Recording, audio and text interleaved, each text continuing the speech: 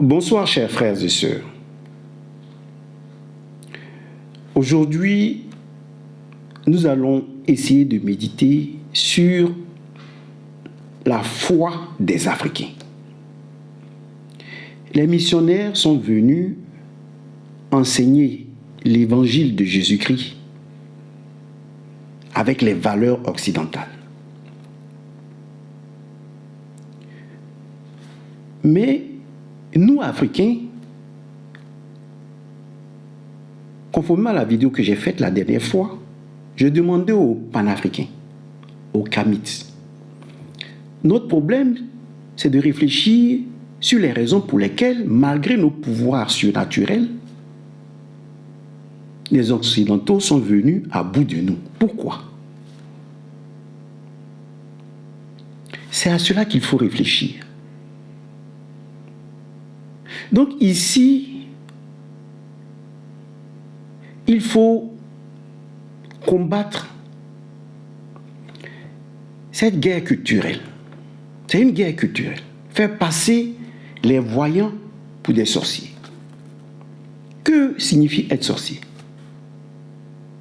Mais être sorcier, c'est utiliser ses dons, ses pouvoirs, son intelligence pour faire mal à quelqu'un, pour s'opposer au plan divin, au plan de salut de Dieu. Tu es un sorcier et cela n'a pas besoin de couleur de peau. Ce que fait Macron dans la vie des gens, c'est de la sorcellerie. On élimine des soldats, c'est de la sorcellerie. Parce que chacun est libre. Je suis soldat, mais je peux ne pas partager l'opinion de mon président. Mais pourquoi on doit m'éliminer pour cela? Que ce soit en Ukraine, il y a des sorciers qui éliminent leurs frères soldats, qui disent « nous ne voulons plus combattre parce que la population se meurt ». En Afrique, on élimine des Mali et autres, des personnes. Et pour ces gens, eh bien, nous sommes face à des sorciers. Vous voyez, quand Macron nous dit « la bête de l'événement est là », ça ne choque personne, mais c'est un politicien qui parle. Alors lorsque nous parlons de spiritualité et politique, oh non, il ne faut pas parler de spiritualité, on n'a pas besoin de spiritualité ici. Mais non. Ici, sur ma page, on cherche à concilier la spiritualité venue d'Europe et la spiritualité venue d'Afrique, pour tendre vers quelque chose d'universel.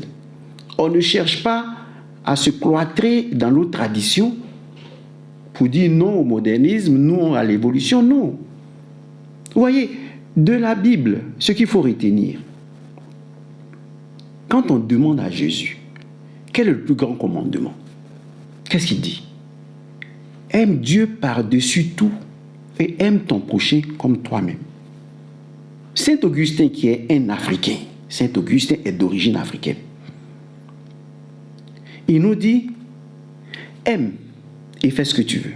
Parce que si tu aimes, tu ne feras pas de mal à l'autre. Vous voyez? Donc, il faut comprendre comment vivre sa foi chrétienne en tant qu'Africain. Le pape qui nous a précédés, qu'est-ce qu'il a fait? Il nous a demandé d'étendre la bénédiction aux homosexuels. Mais si nous, Africains, cela ne fait pas partie de nos valeurs, on respecte leur choix. On respecte leur choix. Mais on ne peut pas imposer cela à ceux qui disent « c'est pas ma voix ». Mais on condamne tous ceux qui les condamnent, tous ceux qui les harcèlent, qui les frappent. Non, on n'en veut pas. Ils sont libres de vivre leur vie. On n'a pas le droit de les agresser. Mais il faut que nous apprenions à vivre selon nos valeurs africaines. Nous sommes à l'ère de l'intelligence artificielle. Mais nous, bien avant l'intelligence artificielle, nous avions l'intelligence africaine.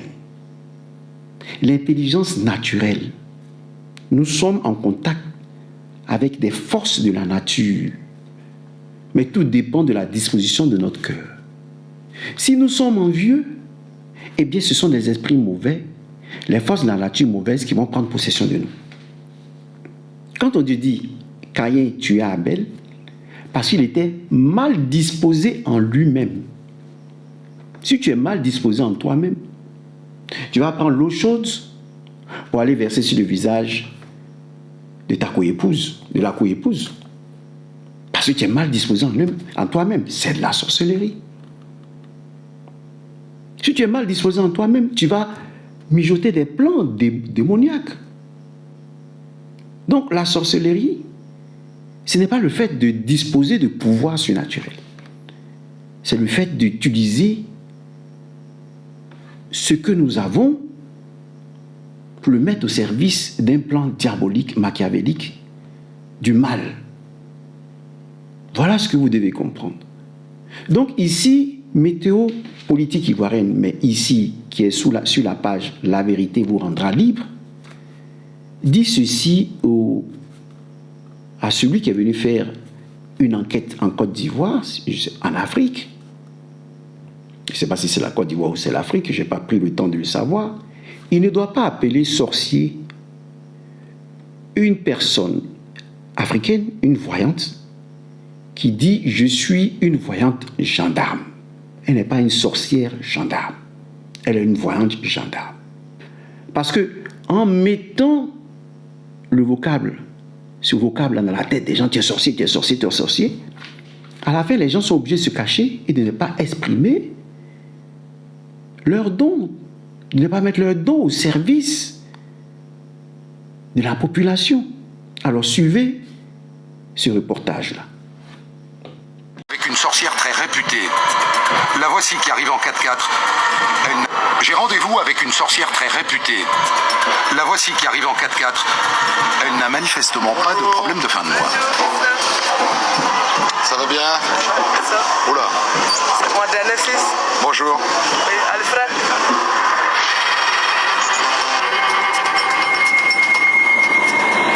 Malgré les apparences, c'est bien elle, la sorcière. Son fils, qui est aussi son assistant, porte une sorte d'armure contre le mauvais œil. Où est-ce que c'est? Votre cabinet, alors c'est là?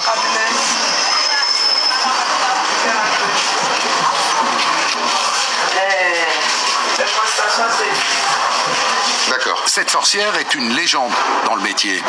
Si elle faisait de la médecine, elle serait spécialiste, pas généraliste. C'est quoi votre métier à vous? Je suis la voyante. Et vous n'êtes pas un peu gendarme? Oui, je suis sorcier gendarme. Mais ça veut dire quoi? Si on a envoyé les sorciers chez toi, si son pouvoir est à la maison, je m'en vais prendre les fétiches là. Yo brou, les fétiches qui vont te détourner ton vie, je n'aime pas ça. Et c'est l'ennemi des méchants sorciers. Ah, il y aurait donc des bons et des méchants sorciers. C'est justement ce qui amène cet homme. Non, tu peux parler, ça fait rien. Il est sorcier, mais se dit lui-même victime de sorcellerie. Cet autre sorcier aurait envoûté sa petite fille. Elle est gravement malade. Il veut une médiation. Il m'a battu. Il m'a battu à la sorcellerie. Quand il m'a battu déjà, il en profitait pour enterrer quelque chose devant la porte. Devant la porte. Le sorcier accusé aurait enfoui un fétiche devant la maison du sorcier victime. Il n'a pas dit je n'ai pas sorcier, je suis sorcier. Mais c'est pas comme je tue les gens. Je ne donne pas féticheur, j'ai un masque. Qu'est-ce que vous voulez qu'elle fasse? On est venu ici à elle de décider, c'est elle qui est le maître du jeu. Je veux qu'elle sorte de l'enfant. Vous allez faire ça? Je vais faire ça aujourd'hui. La sorcière gendarme prépare une potion. Pour qu'elle soit magique, le mortier ne doit pas toucher le sol. Regardez bien, le fils de la sorcière a tombé la veste et c'est lui qui encaisse les coups.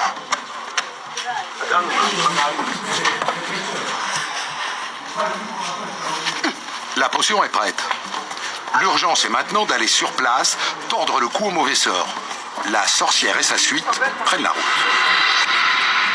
Il faut tourner frontière.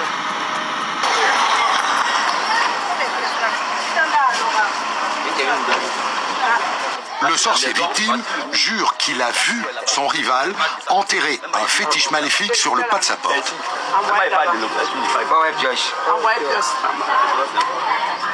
Tout le quartier est au spectacle. C'est le fils de la sorcière qui creuse.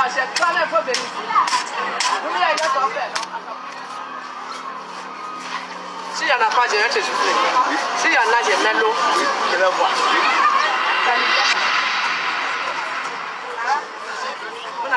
La sorcière verse de l'eau dans le trou pour mieux fouiller la terre. Ça va, ça va.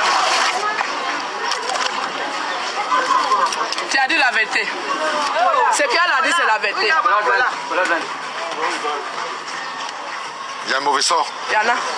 Tu dis, il y a quoi dessus là? Tu dis, il y a plume de quoi? Il y a plume, le reste là, j'étais. Il y a plume dessus. Il y a plume de poulet. La sorcière a une noix rituelle entre les dents. Et soudain, elle marmonne quelque chose.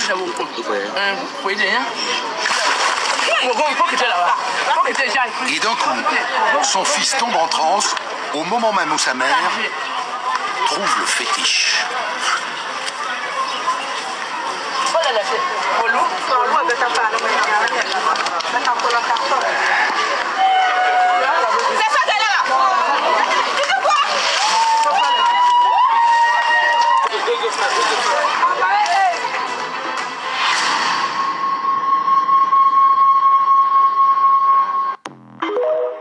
Cette dame dit qu'elle est gendarme. Moi, je connais des personnes qui sont devenues chrétiennes catholiques, mais qui, dans leur village, disaient appartenir au groupe de voyants qui luttaient contre les sorciers maléfiques. Vous voyez? Parce que nous sommes en ce monde, mais il y a un monde invisible que nous ne voyons pas. Quelqu'un se lève le matin, il fournit tous ses efforts et il n'arrive pas à accomplir sa mission sur terre. Comme s'il était détourné de ce qui était écrit en lui. Parce qu'il y a des forces, des voisins, des proches qui utilisent leur pouvoir pour bloquer leur évolution. Et donc, Dieu nous envoie des personnes comme cette dame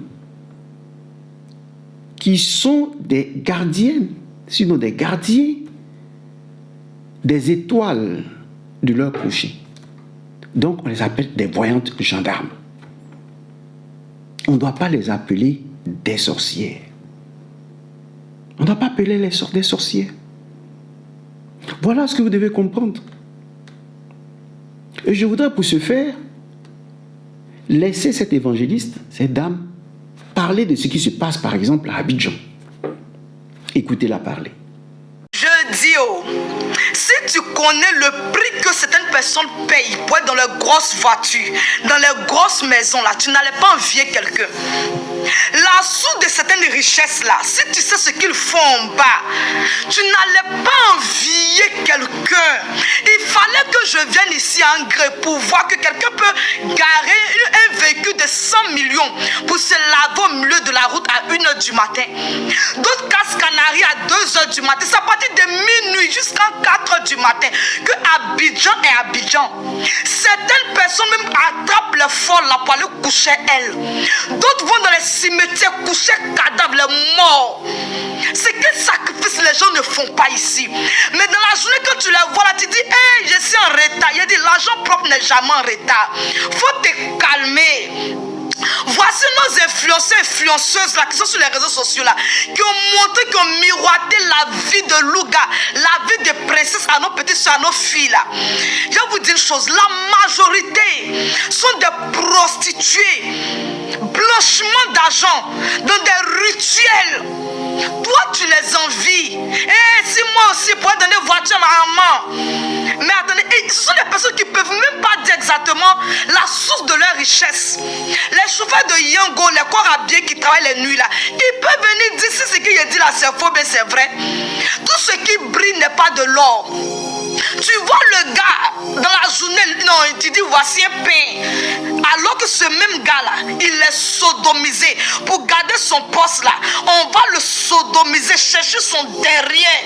Mais dans la journée là, les bijoux, les goumettes, il y a certaines formations même aujourd'hui là, qu'on cherche à nous de nos petits frères là, derrière de nos petits frères là.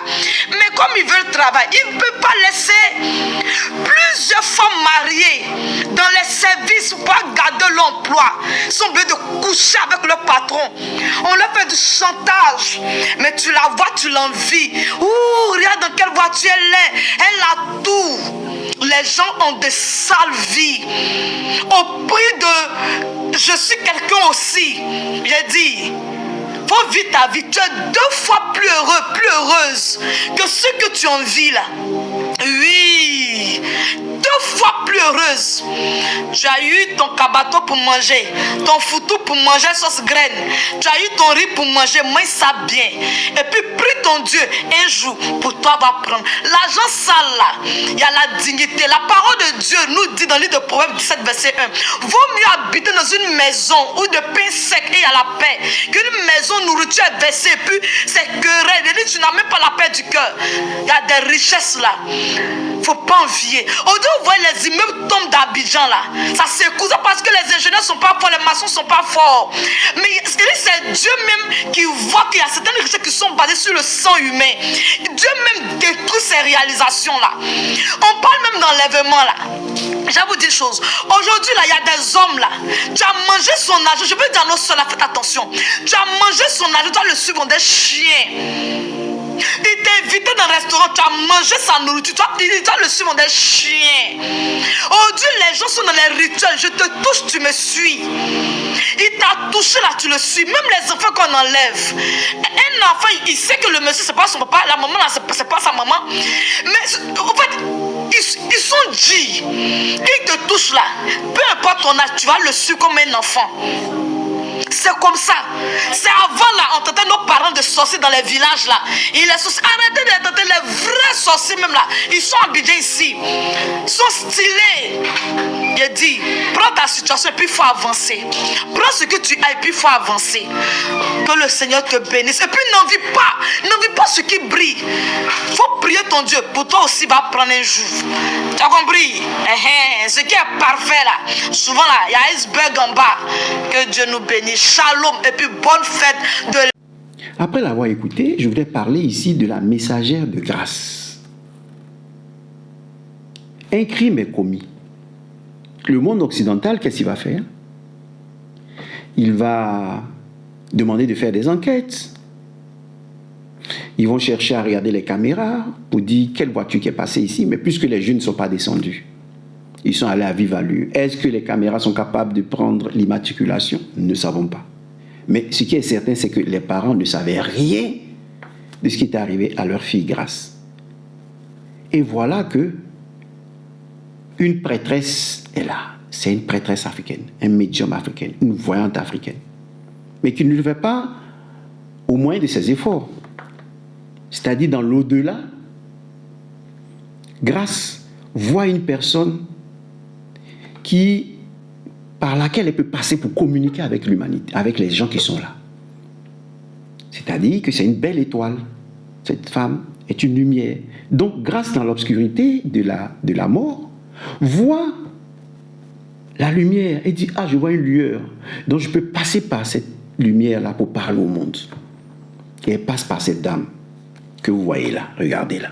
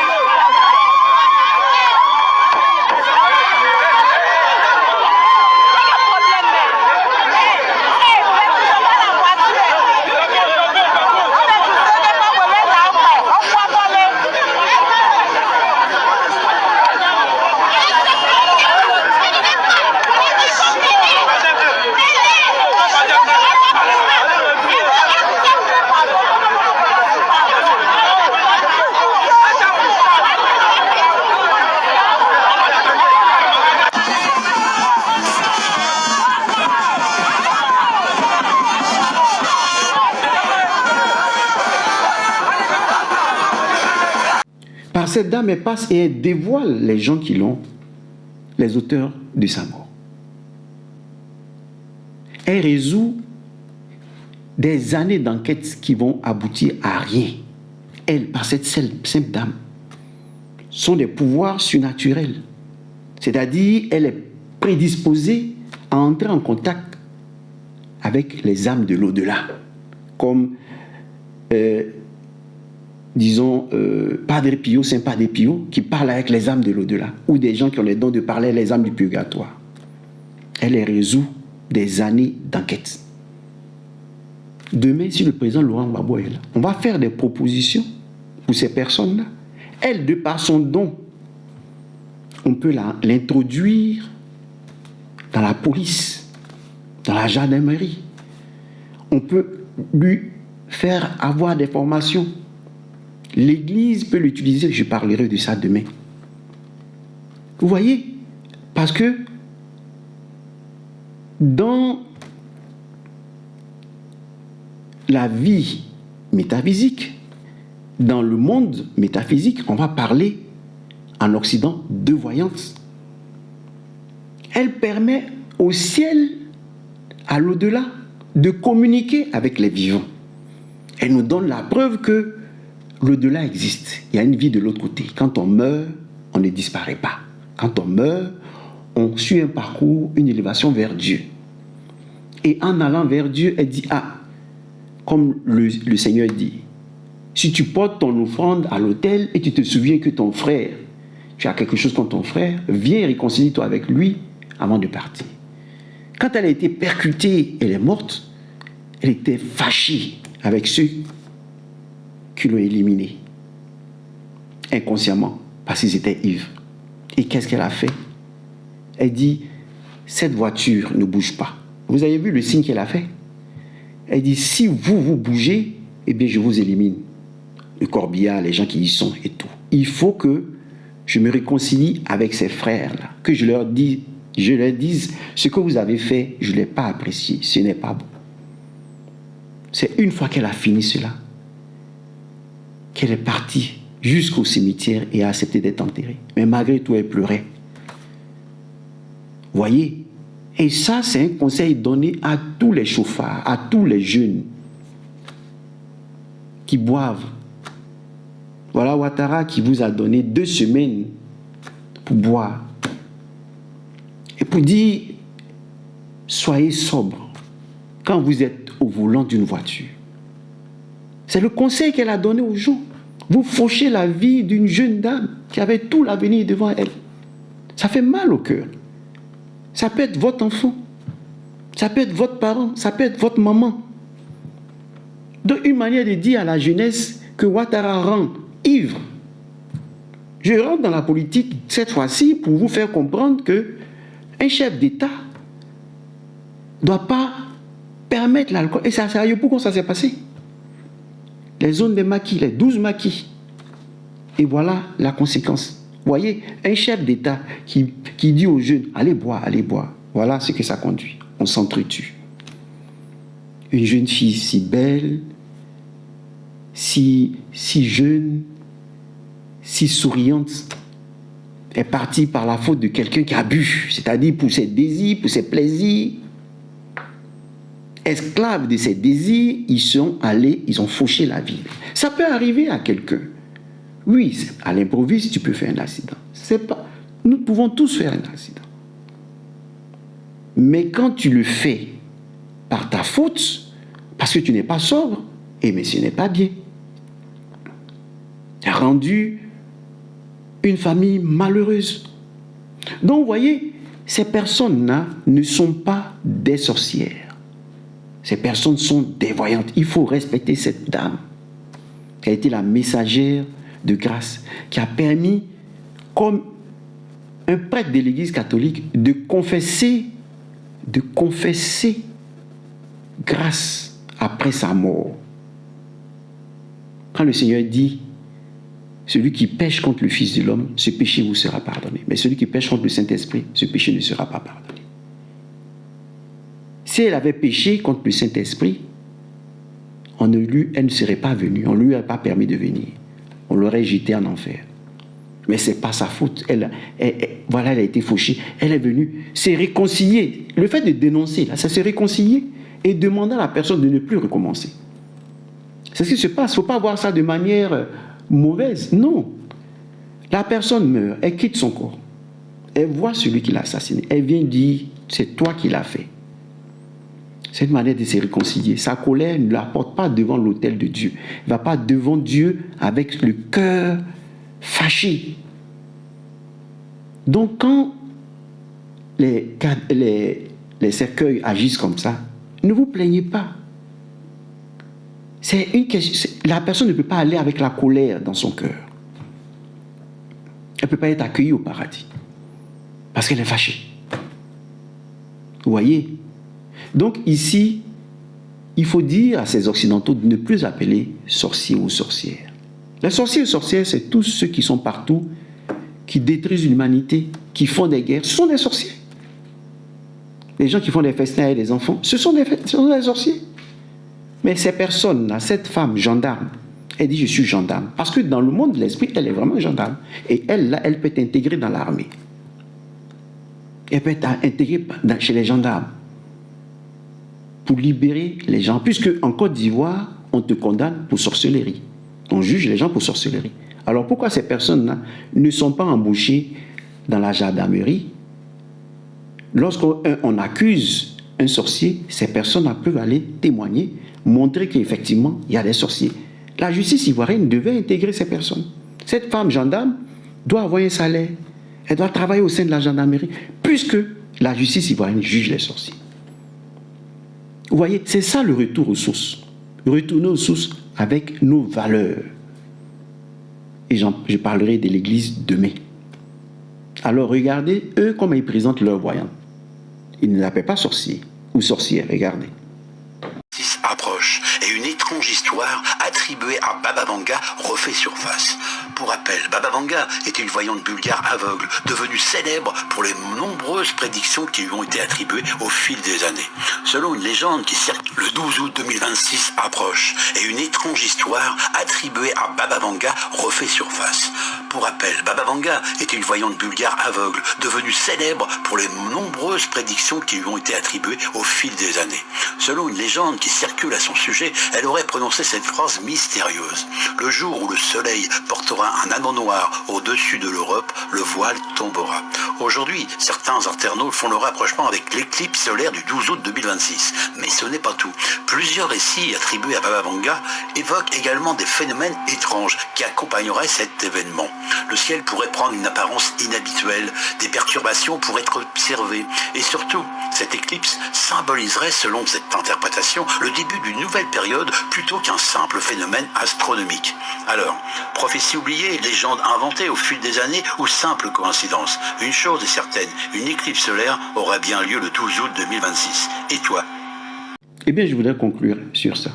Et voilà pourquoi j'ai apprécié, Météopolitique a apprécié ce qui se passe au Burkina Faso avec la tradition. Vous voyez, on n'a pas attendu l'islam ou les chrétiens pour savoir que si tu fais des choses mauvaises, tu vas le payer. C'est ce que Grace disait. Si vous venez, vous allez être éliminé.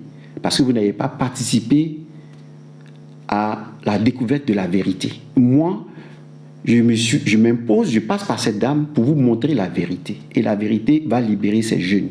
Parce qu'ils vont purger. Ils vont payer pour ce qu'ils ont fait. Et ils ne vont plus recommencer dans leur vie. Ils ne vont plus recommencer.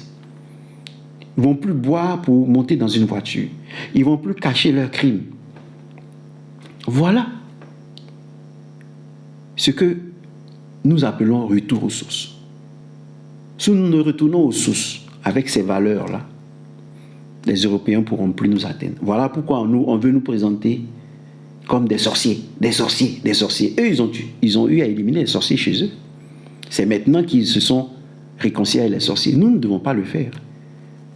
Ça nous permet d'être en contact avec la communauté des ancêtres africains saints. Ceux qui sont morts aux États-Unis à cause de l'esclavage retournent en Afrique et s'associent à nos ancêtres et forment une communauté de saints pour lutter contre le mal qui frappe leurs enfants. que nous avons des ancêtres qui sont toujours à côté de nous, comme des chiens fidèles. Quand Jésus parle, dit, les chiens léchaient les plaies de Lazare. Lazare, c'est tous ceux qui sont dans ce monde humbles de cœur. Les chiens qui lèchent nos plaies, ce sont ces ancêtres-là, qui sont juges, qui sont ceux-là, qui te jugent ici même avant d'aller de l'autre côté. Parce que celui qui tue par l'épée meurt par l'épée. Ces ancêtres-là, ce sont ceux-là qui lèchent les plaies du pauvre. Si vous êtes pauvre de cœur sur cette terre, eh bien, ces ancêtres, ces djinns bons-là, vont vous aider à progresser.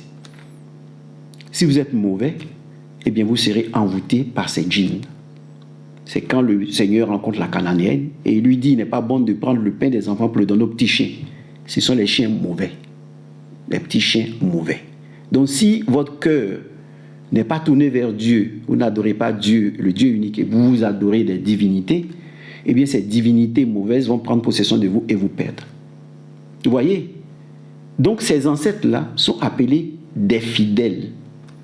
Le fait de les présenter comme des chiens, ce n'est pas péjoratif. Au contraire, c'est pour dire qu'ils sont fidèles à leurs enfants. Ils veillent sur leurs enfants. Les ancêtres veillent sur nous. Nous n'avons pas seulement un ange. Dans votre tête, vous devez savoir que l'Africain a l'ange de lumière, mais il a aussi le chien de lumière, son ancêtre qui est à côté de lui. Voilà. Il a le Dieu qui est aussi à côté de lui, un lion de sagesse, qui lui enseigne la sagesse. L'ange est dans le lion est dans l'âme, et à côté de l'âme, nous avons un chien, un ancêtre qui nous suit. Donc, il faut comprendre que la cosmogonie africaine est différente. C'est-à-dire, cette spiritualité-là chez nous est différente. On a en plus des anges, des chiens qui veillent sur nous. Vous voyez? Quand la mère de Saint Dominique, le père des Dominicains, a fait un songe, elle a vu un chien qui avait une braise dans sa gueule et qui embrasait le monde. Et Saint Dominique est devenu un grand prédicateur. Vous voyez? Le chien, c'est cela. C'est-à-dire qu'un ancêtre veillait sur lui. Depuis, c'est-à-dire avant même qu'il ne naisse, il y avait un ancêtre qui l'accompagnait. C'est ceux-là qui retournent et qui sont semblables à nous. Ils retournent et on pense que c'est une réincarnation. Parce que eux aussi, après une certaine réincarnation, parce que sont eux qui se réincarnent. Ils viennent, donc après un certain temps, eux ils s'élèvent. Mais notre âme ne se réincarne pas. Voilà ce que j'avais à vous dire. Merci et à demain.